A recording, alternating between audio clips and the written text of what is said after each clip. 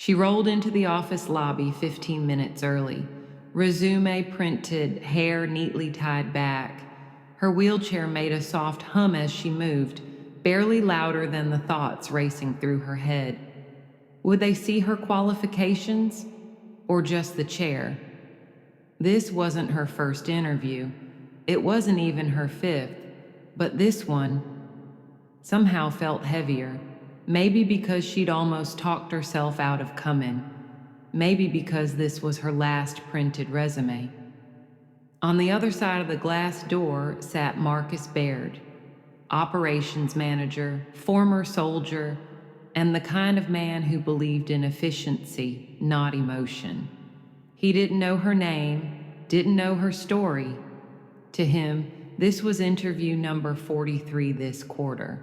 Another check mark, another handshake. But what happened in that room wasn't just an exchange of questions and answers. It was the moment two broken pasts collided, and something whole started to form. He thought she was just there for a job. She thought he was just another closed door. Neither of them expected what came next, because one simple conversation would change not one life, but two, before the wheelchair, before the resumes, before the awkward silences in interviews. There was Amara Lin, born in Oakland to first-generation Taiwanese immigrants. Amara grew up in a household where excellence was the norm, and emotions were often something you pushed through, not sat with. Her mother ran a small bakery up at 4 a.m. every morning. Her father was a civil engineer who never missed a shift. They didn't have much, but they had each other, and they had dreams. Amara was their only child, bright, fast. She loved puzzles and poetry, and she lived on the track. Her coach once said, "She doesn't just run, she flies." She earned a partial scholarship for psychology at a state university, wanted to study trauma, wanted to help people make sense of pain. But one rainy night, her second year in school, she never made it home. A driver ran a red light. The sound of crunching metal still haunts her dreams. The next memory she has is waking up in the hospital, unable to feel her legs. The diagnosis, T4 complete spinal cord injury. Permanent. She wouldn't walk again. At 22, everything she thought she was vanished. The athlete, the student, the girl with a plan, gone. The first few months were the hardest, not because of the pain, but because of the silence. Friends didn't know what to say, so most said nothing. Professors encouraged her to take a break, but never checked back in. And her parents, for all their love, struggled. Her mother wept behind closed doors. Her father became a statue, present but unreachable. They didn't blame her, but Amara blamed herself for changing the family dynamic, for needing help, for not being the daughter she used to be. She dropped out of school, moved in with her Aunt May, who had a ramp in her house and an open heart, and for a while, Amara disappeared. Not physically, emotionally. She scrolled through job listings like they were fairy tales. She told herself she didn't need a career, she'd just find something remote. But late at night, she'd reread her old essays, look at her framed track medals, and wonder, is this all I get now? It was volunteering that brought her back. A friend sent her a link to a crisis text line. She signed up, started helping strangers in the dark hours of the night, and with every story she held for someone else. She began to find her own voice again. That's when the idea hit her. I'm not done. She updated her resume, wrote and rewrote her cover letters, and began applying. Over and over and over. Mostly silence, a few interviews, even fewer callbacks. One hiring manager barely looked at her. Another called her brave and then never responded. One receptionist told her the building didn't have a working elevator that day. Still, she kept showing up because deep down she knew she had something to give. And then came the day she rolled into that office, not knowing if this would be one more door closing or the moment everything would start to open. The office was modest, neutral walls, a ticking clock, a pot of artificial succulents in the corner. Amara waited in the lobby, her resume on her lap, hands folded tight.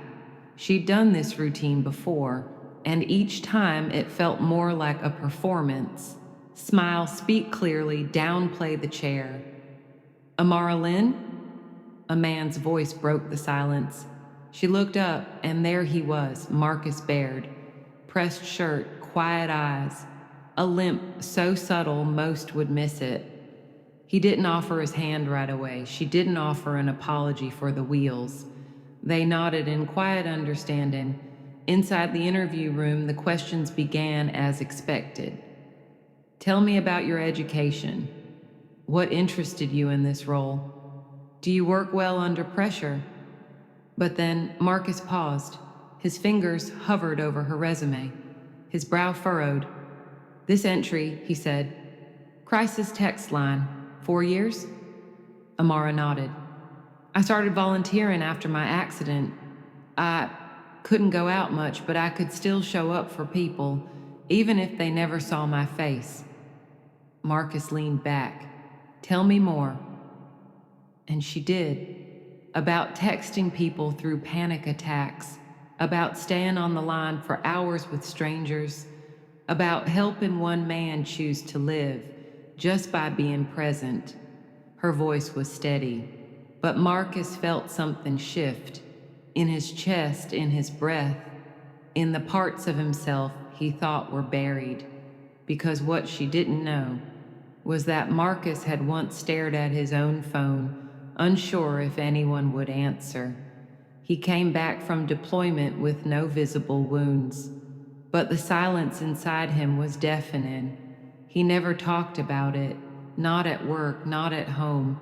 He told himself it was in the past. But here, across the desk, was a woman who lived through her darkest hour, and instead of closing off, she opened up to help others. He asked another question, then another, not because protocol demanded it, but because she mattered. Her resilience wasn't loud. It was quiet, constant, like water carving through stone. For the first time in years, Marcus felt something that had grown foreign. Hope, not just for her, for himself. He ended the interview with a simple line. I'll be in touch very soon. But what he didn't say was that the moment she left, he stayed seated at the table, long after she was gone, staring at the door and wondering, what if the person you're interviewing is the one you've been waiting for to show you who you still are? Amara got the call 2 days later. The job was hers.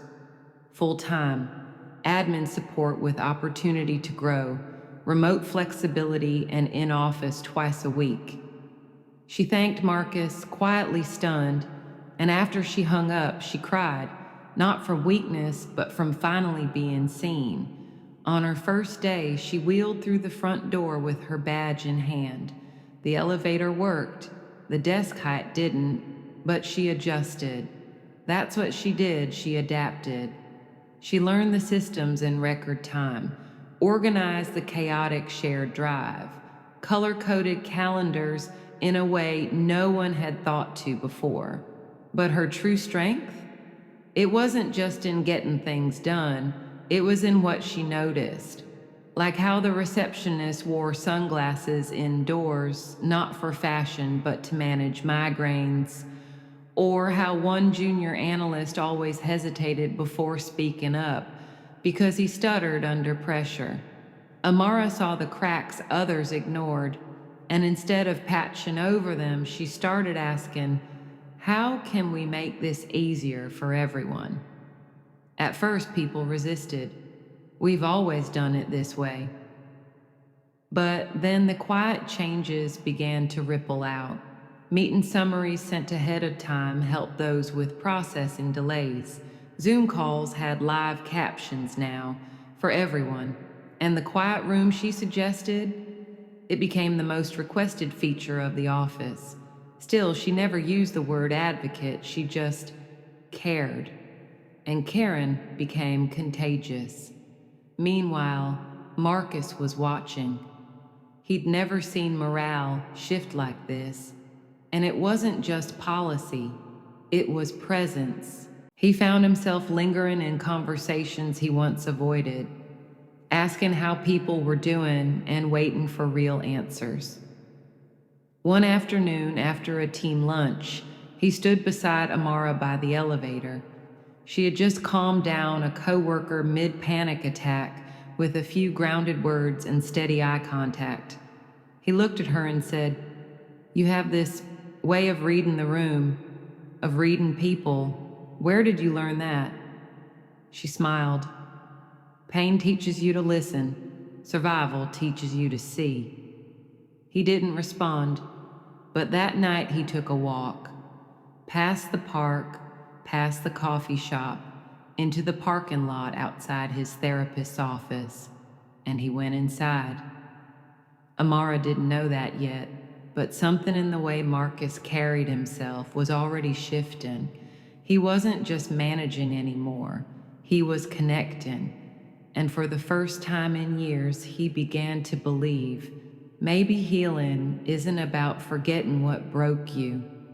Maybe it's about finding someone who shows you what's still whole. But even as things rose, a storm was coming, not from inside the company, but from the whispers just loud enough to wound.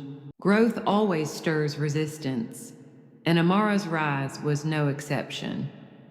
At first, the changes she inspired felt like quiet progress, but as they picked up speed, the pushback came. Some coworkers began to whisper that she was making everything about accessibility, that meetings were getting too soft, that the company was spending too much time on feelings.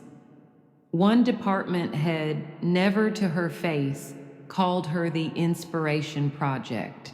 Another asked Marcus bluntly, "Do we really need to reconfigure the whole conference room just because of one person?" It stung more than she wanted to admit, but Amara didn't lash out. She gathered data, surveyed the staff, highlighted the productivity gains.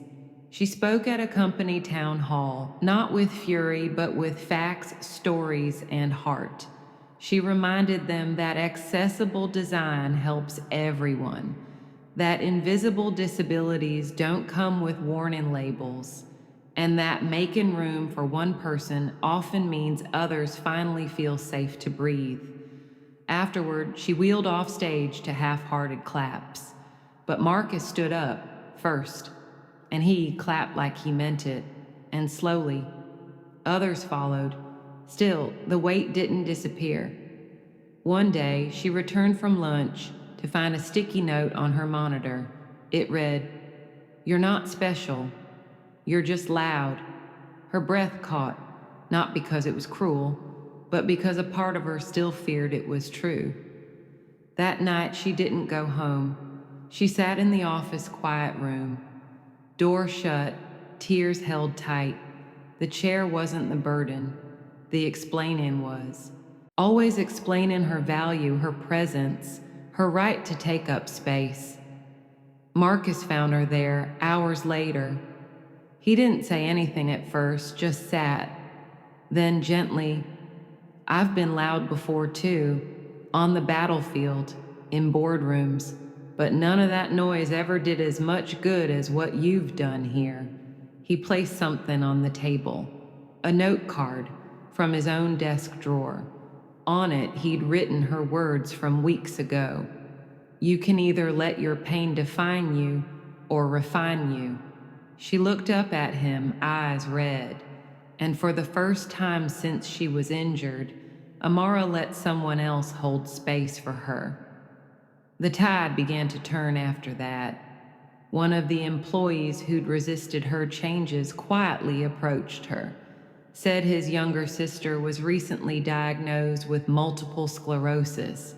He asked if Amara could recommend a counselor. Others followed. The office didn't transform overnight, but it did begin to heal.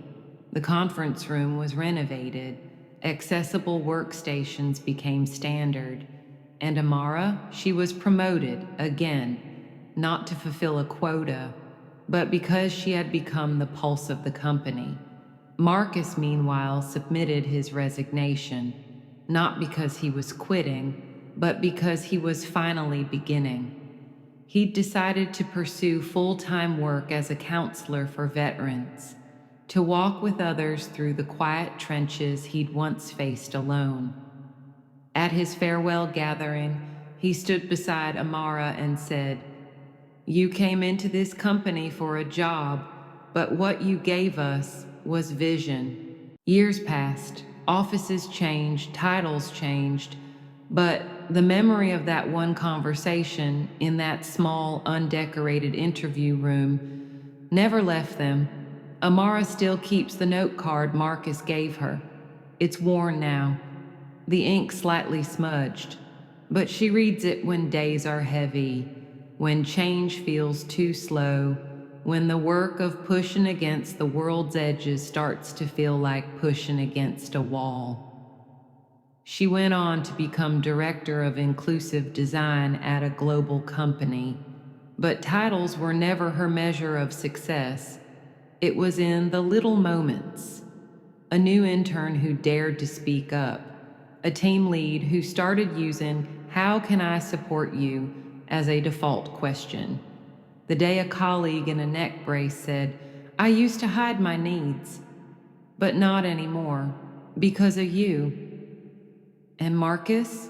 He found his rhythm in a different kind of battlefield, one where healing meant sitting in silence with men who hadn't cried in 20 years, one where he could finally say the words he used to bury. When people ask him what made him change careers so late in life, he says, "Someone once showed me that surviving wasn't enough, that I deserved to be whole." They still check in, Amara and Marcus, every year on the anniversary of that interview. They send the same two texts. Amara writes, "Thank you for seeing me," and Marcus replies, "Thank you for helping me see myself." Because the truth is, we rarely know when a single conversation will shift the course of a life. We rarely know who we're becoming when we decide to give someone a chance. And sometimes the person we're lifting up is the one quietly holding us together. How many Amaras have been overlooked because someone only saw the chair? How many Marcuses stay quiet because no one asks how they're really doing? Let's change that. If this story stayed with you, if it made you think of someone who changed your life, or someone whose life you might change just by seeing them fully, don't let that feeling fade. Drop a comment below. Who gave you your first real chance? Or who are you ready to believe in, even if the world hasn't yet? Because sometimes it only takes one person, one yes, one open door, to remind someone that they are not invisible. And if you want more stories like this, of unseen strength, of second chances, of people rising where no one expected them to, subscribe to Able in Every Way. Because here, we believe the human spirit isn't limited by ability. It's revealed through it, and we're just getting started.